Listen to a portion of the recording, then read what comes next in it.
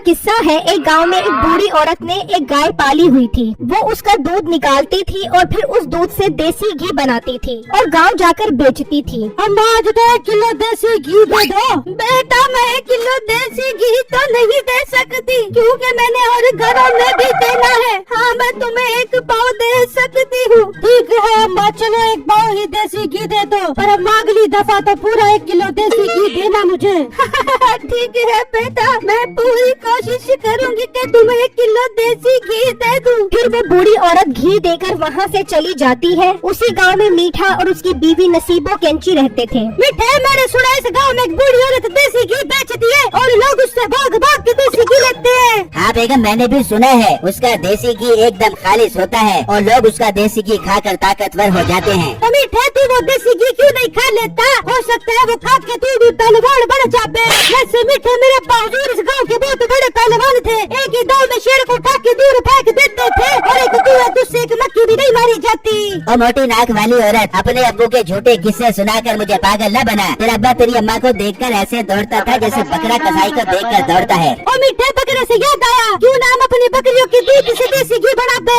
बेगम तू कहती तो ठीक है, लेकिन ये बकरियाँ तो मुश्किल से 1 किलो दूध देगी। तो मीठे फिर क्या हुआ? हम उस देसी घी में काफी सारा गंदा घी मिला देंगे और खुशबू के लिए देसी घी का पाउडर डाल दे देंगे। ये बात सुनकर मीठा खुश हो जाता है और फिर वो बकरी का दूध निकालते हैं और उस दूध से देसी घी बनाते हैं और फिर उस घी में गंदा घी और देसी घी वाला पाउडर डाल देते हैं और फिर नसीबो और मीठा गांव में घी बेचने आ जाते हैं। प्यारे बहनों भैया, जिसने भी खालिश और सस्ता देसी घी लेना वो आ जाते। वो थोड़ा आगे आते हैं तो एक औरत खड़ी होती है। मेरी प्यारी अम्मा जी, मेरे पास एकदम खालिश देसी घी है, आपको चाहिए तो बताएं। नहीं बेटा, हम इस गांव की बूढ़ी अम्मा से घी लेते हैं, उसका घी बिल्कुल खालिश होता है। पर अम्मा आप एक दफा इसकी खुशबू तो सूंघो, आपको फर्क खुद मालूम हो जाएगा। फिर मीठा उस औरत को घी दिखाता है तो उसमें से बहुत खुशबू आती है। बेटा खुशबू तो बहुत अच्छी आ रही है, कैसे दे रहे हो घी? अम्मा तू ये बता, वो बूढ़ी औरत तुझे कितने रुपए का देसी घी देती थी? बेटा वो तो 500 रुपए किलो देती है। अम्मा तू भी क्या याद करेगी, हम तुझे 300 रुपए किलो घी देंगे। ठीक है बेटा दे दो।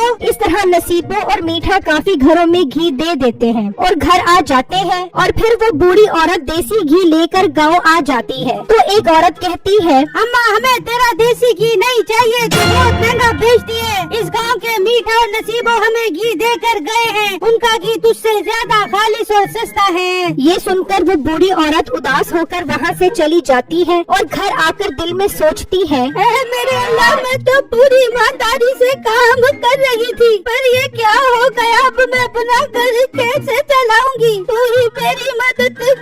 उसी गांव में बिट्टू नाम का लड़का मिठाइयों की दुकान चलाता था। तो एक ग्राहक बिट्टू के पास आता है। बिट्टू तुम एक काम करो, 1 किलो गुलाब जामुन और 1 किलो रसगुल्ला दे दो। ठीक है भाई जान, अभी देता हूँ। फिर वो ग्राहक मिठाई लेकर चला जाता है, तभी वहाँ मुंशी आता है। जी मुंशी साहब बताएं, आपको मेरी मजेदार मिठाइयों में क्या चाहिए? बिट्टू ठाकुर साहब ने कहा है कल 20 किलो मिठाई, वो भी देसी घी में बना दो। कल ठाकुर साहब की सालगिरह है, उन्होंने गरीब लोगों को खिला दी है। पर मुंशी साहब मैं तो मिठाइयाँ देसी घी में नहीं बनाता, लेकिन ठाकुर साहब ने कहा है तो मैं देसी घी खरीद कर उसकी ग़ज़ाइयत से भरपूर मिठाइयाँ बना दूंगा। फिर मुंशी वहाँ से चला जाता है और दूसरी तरफ मीठा और नसीबो बहुत खुश हो रहे होते हैं। वाह बेगम, अब तो हमें अमीर होने से कोई नहीं रोक सकता। हाँ मीठे तो ठीक कह रहे हैं। अच्छा मीठे, मेरे ज़हन में एक बात आ रही है। हाँ बेगम बोल। मीठे क्यों ना बिट्टू मिठाई वाले को देसी घी बेच कर ज्यादा चूड़ा लगा दे, इस तरह हमारा देसी घी भी ज्यादा बिक जाएगा और पैसा भी बहुत ज्यादा आ जाएगा। वाह बेगम, तेरा दिमाग क्या खूब चलता है। मीठे अब पाव भी चलाते हैं और जाकर उसे देसी घी बेच के आते हैं। फिर वो दोनों घी लेकर घर से निकलते हैं और बिट्टू के पास आ जाते हैं। बिट्टू भाई, हमने आपसे एक बात करनी है। जी भाई बोले, क्या कहना है? बिट्टू भाई, हमारे पास खालिश और सस्ता देसी घी है, क्या आप हमसे देसी घी खरीदोगे? वाह अल्लाह की कुदरत, मुझे देसी घी की जरूरत थी और आप लोग आ गए। वैसे आप क्या रुपए किलो दे रहे हो? भाई हम सिर्फ और सिर्फ 300 रुपए किलो दे रहे हैं। आपका रेट तो वाकई कम है, पर ये घी खालिश तो है। है ना।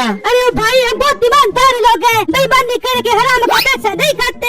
ठीक है 5 किलो दे दो। फिर वो बिट्टू को 5 किलो घी देकर वहाँ से चले जाते हैं और बिट्टू उस घी से मिठाइयाँ बनाकर ठाकुर साहब के घर पहुँचा देता है और फिर लोग वो मिठाई खाने लग जाते हैं। मिठाई खाते ही लोगों की तबीयत खराब हो जाती है तो मुंशी ठाकुर साहब के पास जाकर सब बताता है। मुंशी उस मिठाई वाले को मेरे पास लेकर आओ। फिर मुंशी बिट्टू की दुकान पर आ जाता है। बिट्टू ठाकुर साहब बहुत गुस्से में है, वो तुम्हें बुला रहे हैं। फिर बिट्टू और मुंशी ठाकुर साहब के पास आ जाते हैं। बिट्टू तुम खराब और गंदी मिठाइयाँ बनाते हो, तुम्हारी मिठाइयाँ खाकर गांव के लोग बीमार हो गए हैं। पर ठाकुर साहब मैं हर चीज 1 नंबर इस्तेमाल करता हूँ, गाँव से कभी मुझे कोई शिकायत नहीं आई। झूठ मत बोलो, तुम्हें इसकी सजा मिलेगी। अचानक बिट्टू को याद आता है। यार कहेंगे उस देसी घी की वजह से तो ऐसा नहीं हुआ। मुंशी इसे फांसी पर लटका दो। ठाकुर साहब मुझे याद आया, मैंने मीठे से देसी घी लिया था, जरूर उसके घी में कोई गड़बड़ है। आप मेरे साथ चलो, सब दूध का दूध और पानी का पानी हो जाएगा। फिर वो सब मीठे के घर आ जाते हैं और खिड़की से देखते हैं तो मीठा और नसीबो घी में मिलावट कर रहे होते हैं। ये देखकर ठाकुर को बहुत गुस्सा आता है और वो अंदर आ जाते हैं। ओ मनहूस लोग,